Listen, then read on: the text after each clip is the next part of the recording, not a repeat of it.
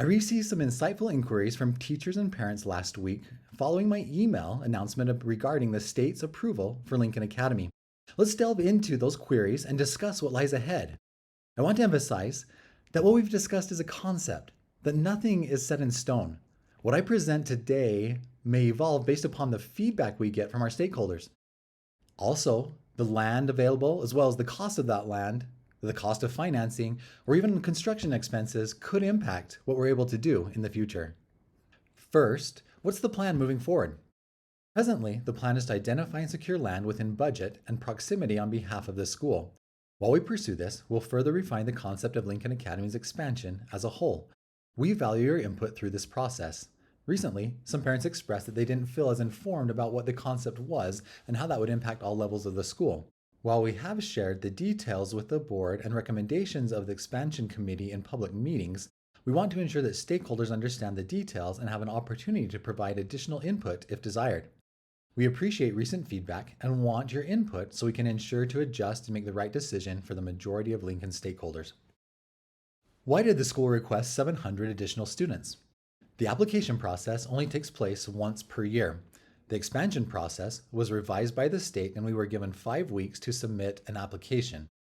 Discussions within the expansion committee, coupled with input review, led us to propose a concept we deemed optimal for the application and shared this concept with the board in a board meeting.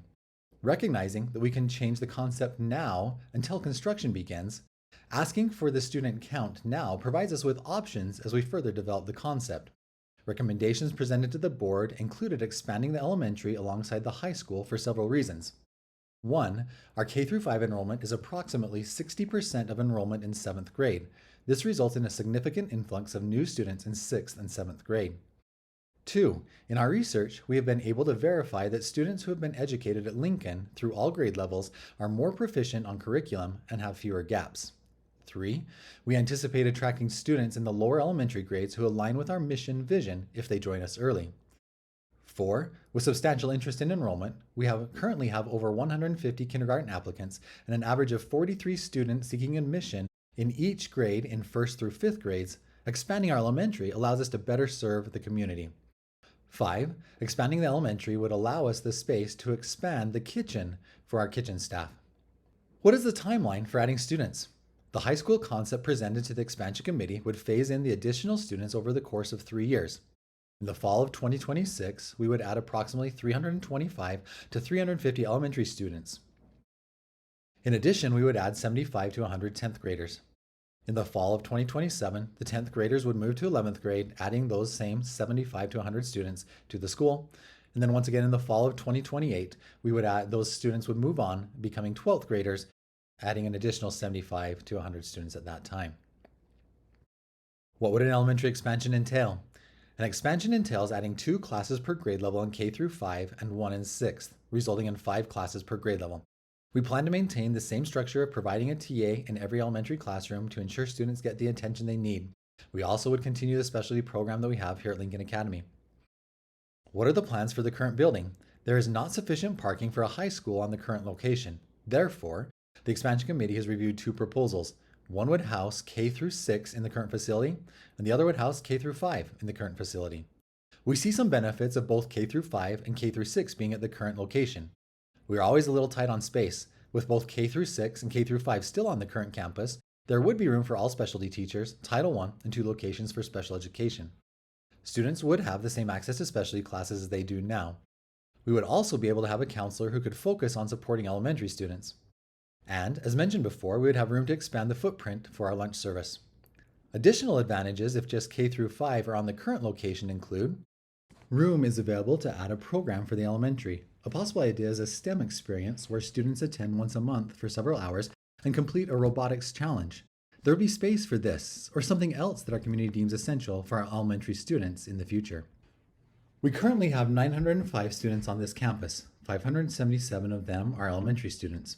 If we had 5 classes per grade level, we would have around 775 kids in a K-5 setting and approximately 900 in K-6.